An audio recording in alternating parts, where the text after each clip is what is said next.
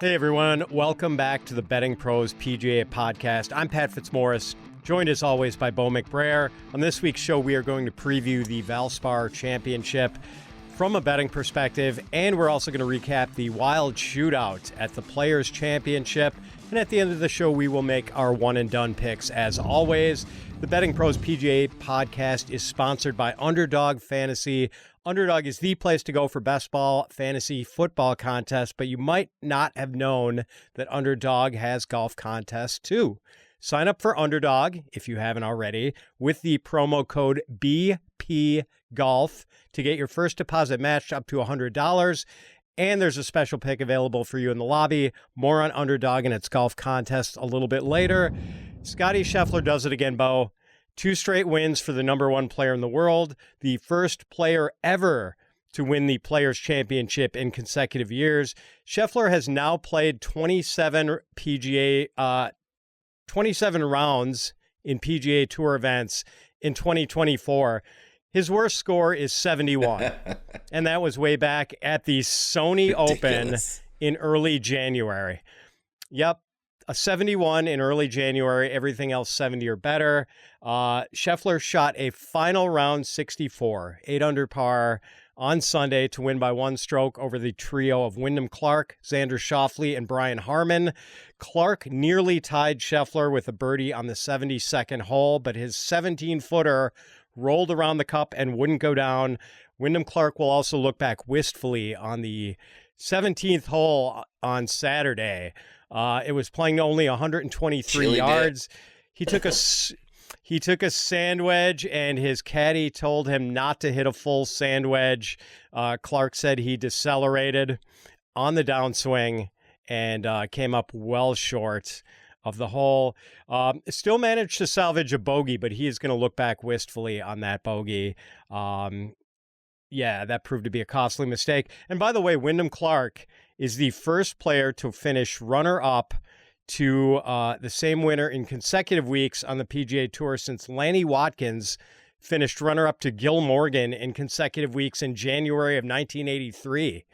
How's that for some history, Bo? Thank you to ESPN Stats and Information for that little nugget. Here's the crazy thing about Scheffler winning this event, Bo. He almost withdrew from the tournament on Friday. He was dealing with some sort of neck and left shoulder issue on Friday. It happened early in the round. He actually got medical treatment on the course from a trainer. Apparently, Scheffler was hitting 1 club more than he normally would have because of the injury for the rest of Friday's round. Said he felt better on Saturday, and obviously he felt a heck of a lot better on Sunday. Just incredible, Bo. Some other interesting numbers on Scheffler, courtesy of ESPN. He just became the first world number 1 to win consecutive tournaments on the PGA Tour since Rory McIlroy did it during the 2012 FedEx Cup playoffs. Scheffler led the field in strokes gained off the tee and strokes gained tee to green at the Players' Championship. And last but not least, Scottie Scheffler, whose putter is supposed to be his weakness, has now had 0 3-putts in 2 straight tournaments and has gone 172 straight holes without a 3-jack, Bo. Any thoughts from you on Scottie Scheffler and his tour de force performance at the Players? And it would be it's what's a remarkable, but he does this while being entirely likable at the same time. Like, there's nothing bad you can say about Scottie Scheffler right now because he's playing the type of game that we only get to see once a generation. He is the piece of this generation that's special. And everybody else is just kind of scrambling to fall in line behind him. And we kind of saw that with Wyndham Clark and Xander Schauffele trying to keep serve with a charging Scottie Scheffler on Sunday. By the way, the last 2 Sundays, obviously Scottie's won both times. He's gained 7 combined strokes putting in the last 2 Sundays, period.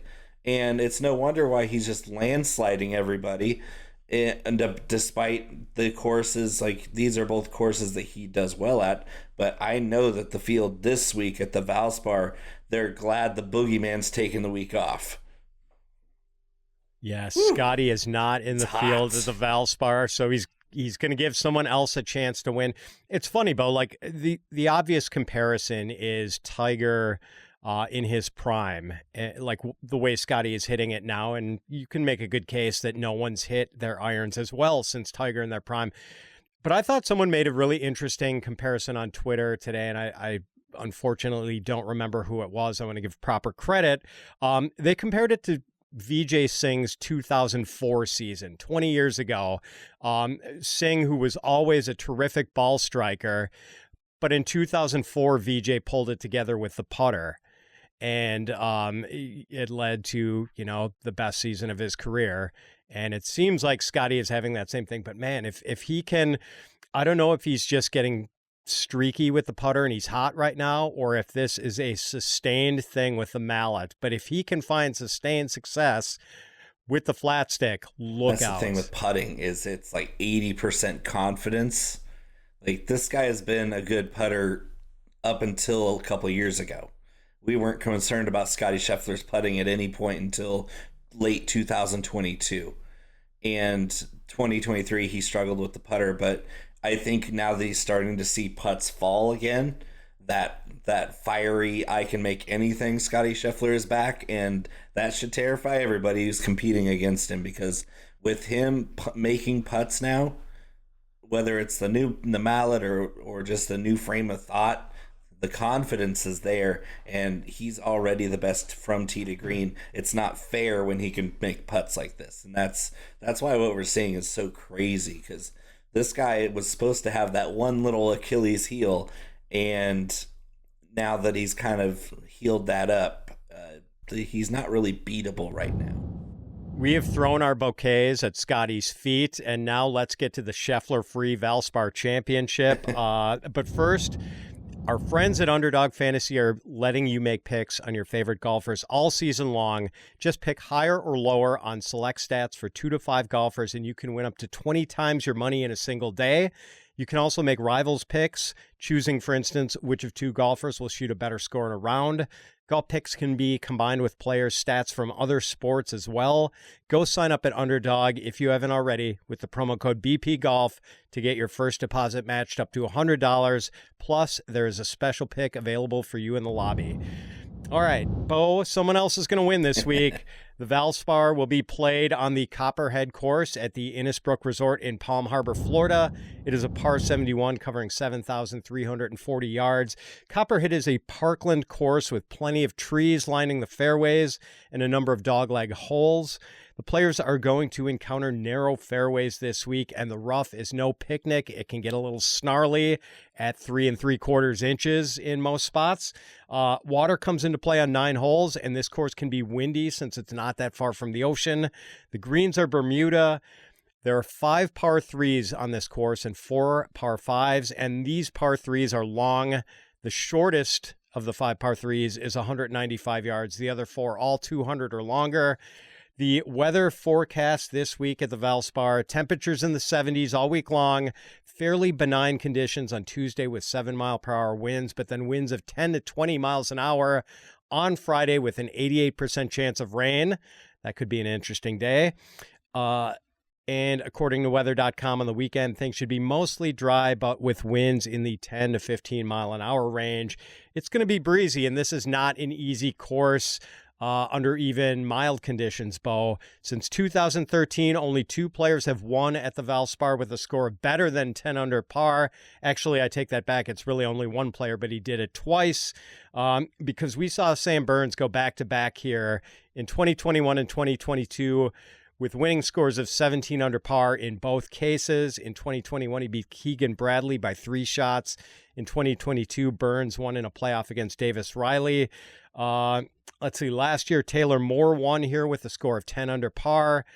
There was no Valspar in 2020 due to COVID, but in 2018 and 2019, Paul Casey went back-to-back here, winning with scores of -10 and -8. Bo, what's your take on Copperhead? It's your quintessential grinders positional golf course. You have to find fairways, and you have to be close on approach.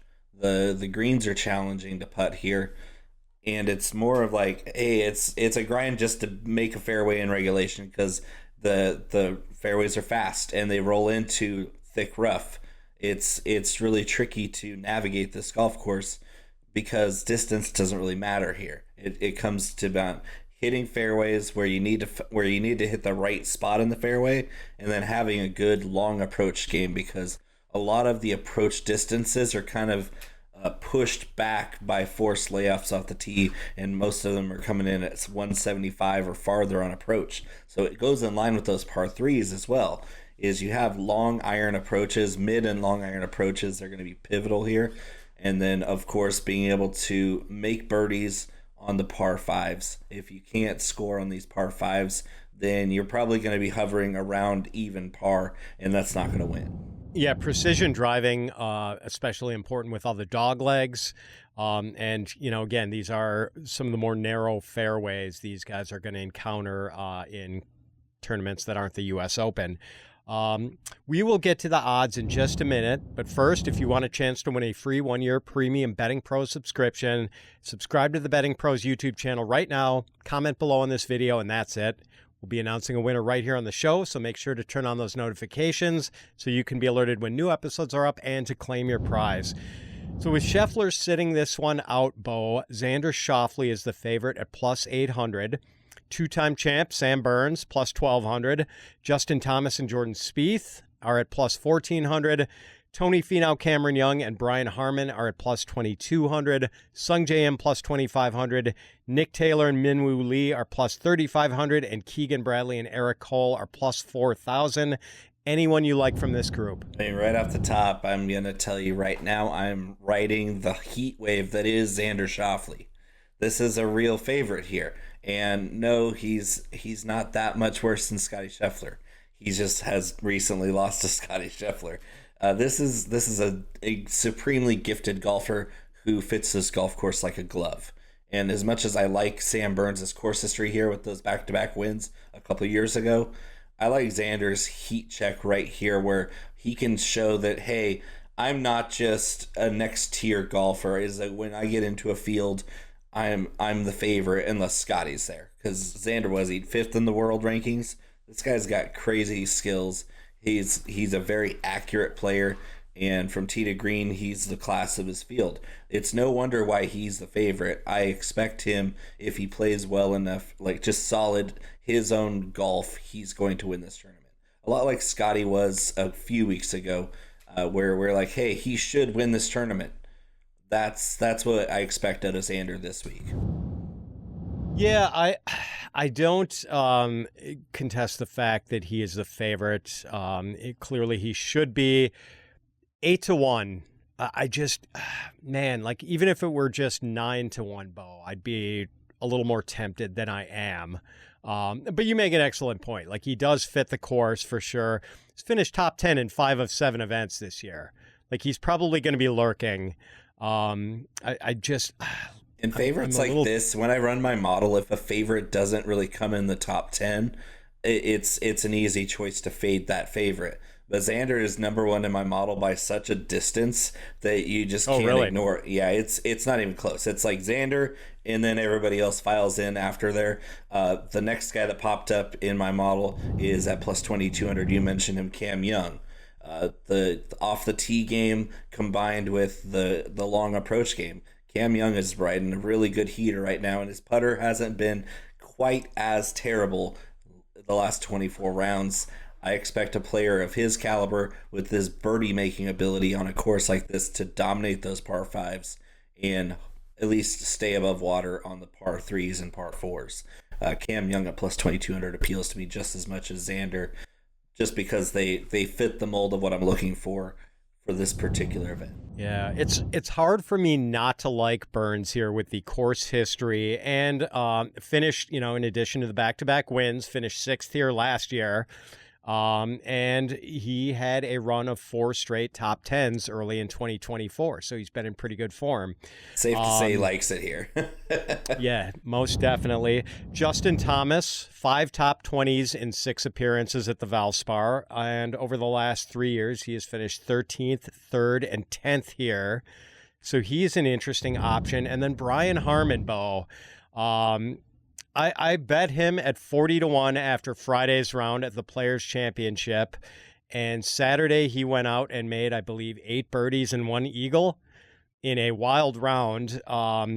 Man, like this guy is just such a precision driver and ball striker. And Harman has finished 12th and 2nd in his last 2 events and was 5th at the Valspar 2 years ago. So, he's had some success here. All right, let's take a look at some of the mid-priced guys. Keith Mitchell and Bo Hostler are plus 4,500. Doug Gim and Christian Bezuidenhout, I know I'm probably mangling that last name, are plus 5,000. Adam Hadwin and Aaron Rye are plus 5,500. And there's a big group at plus 6,000 with Sepp Straka, Patrick Rogers, Maverick McNeely, and Torbjorn Olesen at... those guys are plus 6,000. And then at 6,500, we have Adam Schenk and Billy Horschel. What about this group, Bo? Anyone have any appeal to you? I wanted to kind of go back to the 35-1 number, plus 3,500 on red hot Nick Taylor, who is another very accurate player I can see having a lot of success here. And going with the guy who right now is making more birdies than anyone, it's Doug Gim. Doug Gim at plus 4,500. This guy is blazing hot, and it's this type of golf course. You say Florida swing, Doug Gim starts to get hot. He's been red hot the last two events, and leading into this one where he fits the course like a glove, and he's going to come to play on those par 5s in the same way that Cam Young does, where he's in full attack mode all the time. Doug Gim's firing at pins. That's what he does, and sometimes it gets him in trouble, but like on a course like this where it just have to find the fairway, he's an elite off the tee player. I love how Doug Gim is playing right now. I think he can make some noise even at a shorter number than we're used to seeing him. Yeah, he's been hot for a month or more, Bo. Over the last, he has finished 16th or better in 5 straight events. So, and Doug Gim was a respectable 27th here last year. So he could very well show up. Talk me out of Billy Horschel, Bo. Like, I know he's not, he's got no form right now. Oh. But this is a guy who usually plays tough courses well and usually plays well in Florida, even though his record at the Valspar is kind of dismal. Man, I kind of want to play him at plus 6,500, 65-1, and then I swear I will be done with Billy Horschel for the year. I think you should cut it a week short, because what we've seen so far on the Florida swing is a terrible, in terrible form, Billy Horschel, and you hate to see it, because we love to root for this guy, but what he lacks is what Innisbrook demands. The snake pit is an off-the-tee game where you have to gain strokes off the tee. Billy Horschel is not that player. He's been so bad off the tee this season that you can't trust him on a course that absolutely requires that you find the fairway in the right spots. We can't count on Billy Horschel to do that right now for us. I'd be surprised if he made the cut this week. How does Sepp Straka fare in your model? Because I feel like he is a pretty good player to be 60-1 to win here.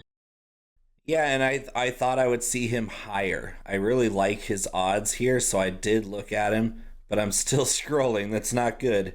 Sepp Straka comes in 56th in my model. Not as strong as I was hoping to see him, because I guess that's the approach distances that I weighed into.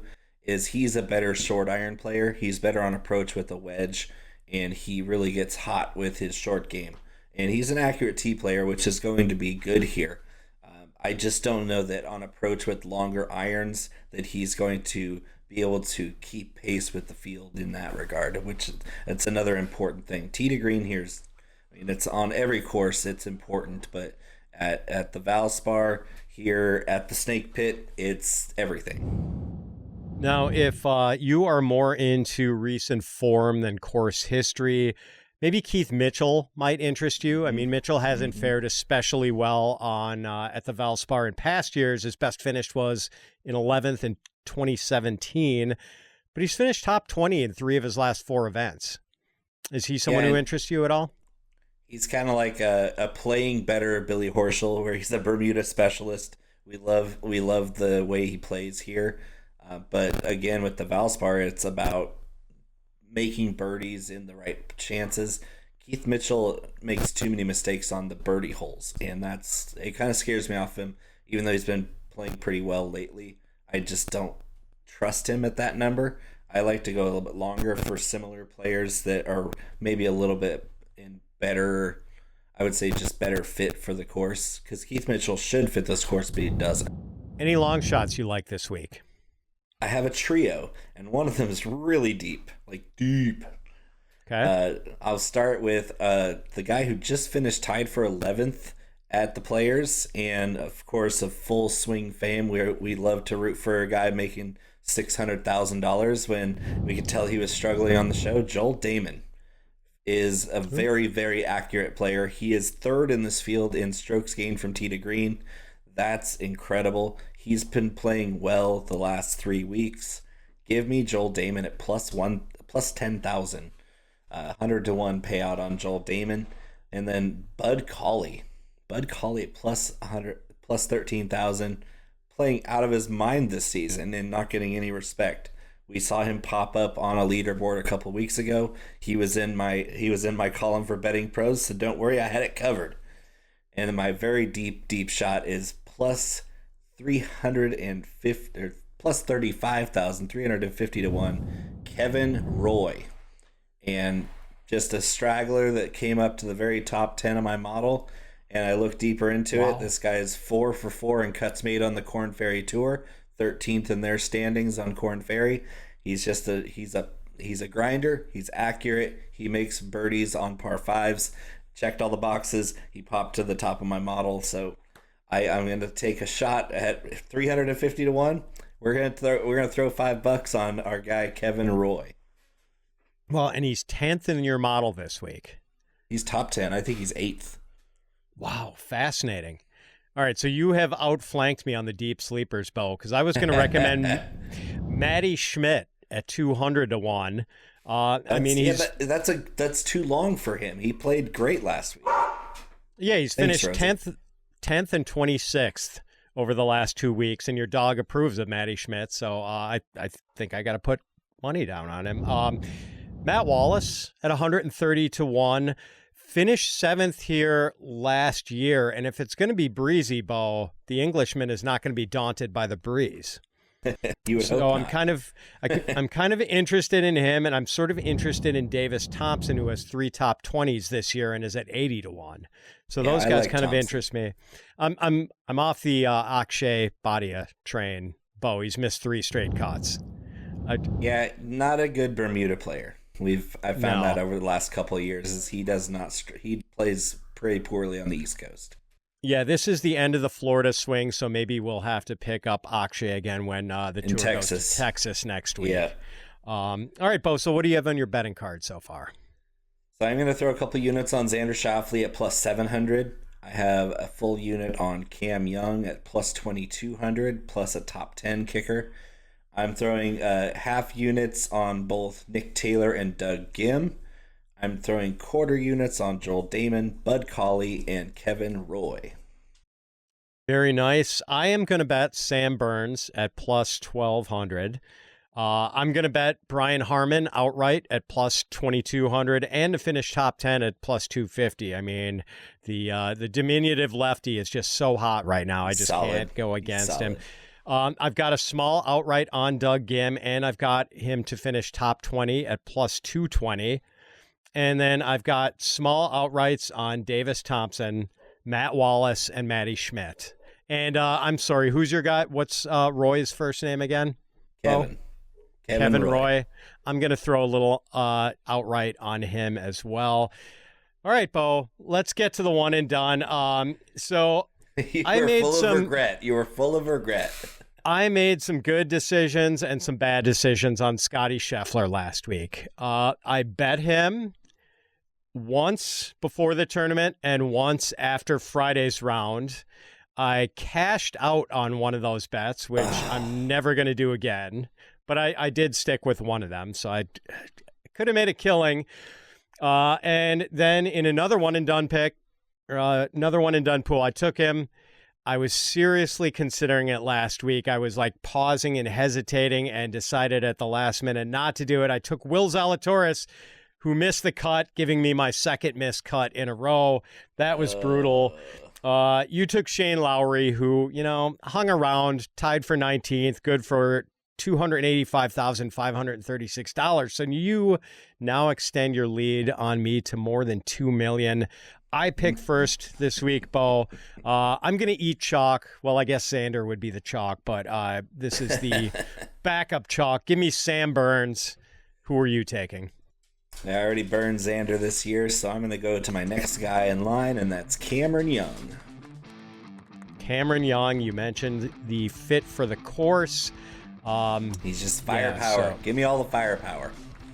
Cam Young for Bo, Sam Burns for me, and that is going to do it for this week's show. I want to thank our sponsor, Underdog Fantasy. Sign up for Underdog with the promo code BP Golf to get your first deposit matched up to $100 with a special pick available for you in the lobby. And please come join Bo and I again next week when we will be previewing the Houston Open as the PGA Tour moves into Texas. Until then, so long, everyone.